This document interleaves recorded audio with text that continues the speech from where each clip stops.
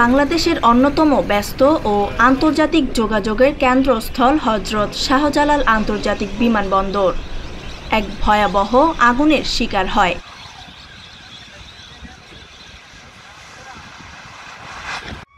এক মুহূর্তে বদলে যায় সবকিছু। থেমে যায় বিমান ওঠানামা। আতঙ্ক ছড়িয়ে পড়ে কর্মী ও যাত্রীদের মাঝে। দুপুর আনুমানিক 2:15। বিমানবন্দরের কার্গো ভিলেজ এলাকায় হঠাৎ করেই দেখা যায় ধোঁয়া ও আগুন। মুহূর্তের মধ্যেই আগুন ছড়িয়ে পড়ে কার্গো গুদামে থাকা বিভিন্ন সামগ্রীর মধ্যে।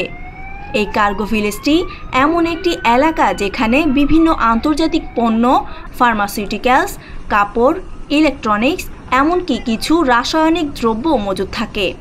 বিমান ওঠানামা সাময়িকভাবে বন্ধ রাখা হয় যাতে কোনো বড় দুর্ঘটনা না ঘটে।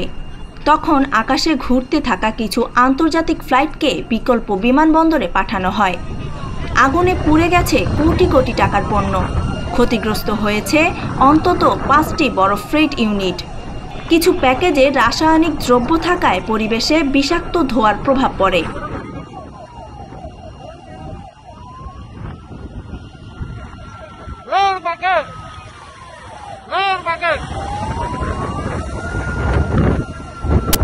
বিমানবন্দরের কার্যক্রম প্রায় 7 ঘন্টা বন্ধ ছিল, যার ফলে অন্তত 25টি ফ্লাইট বিলম্বিত করা হয়।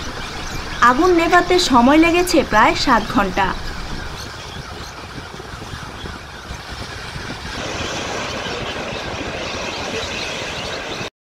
সন্ধ্যা 9:18 আগুন পুরোপুরি নিয়ন্ত্রণে আসে। সার্বিক তত্ত্বাবধানে ছিলেন বিমানবন্দর কর্তৃপক্ষ, ফায়ার সার্ভিসের ডিজি এবং স্বরাষ্ট্র মন্ত্রণালয়ের প্রতিনিধিরা। পানির পাশাপাশি ব্যবহার করা হয় ফোম ও কার্বন ডাই অক্সাইড নির্ভর বিশেষ আগুন নেভানোর প্রযুক্তি। যেহেতু রাসায়নিক দ্রব্য ছিল, তাই বিশেষ সুরক্ষা পোশাক পরে উদ্ধার কার্যক্রম চালান কর্মীরা। অন্তত 25টি আন্তর্জাতিক ফ্লাইট বিলম্বিত হয়।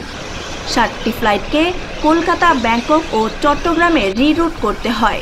বিমানবন্দরের নিরাপত্তা বিভাগ উচ্চ সতর্কতায় থাকে 24 ঘন্টা।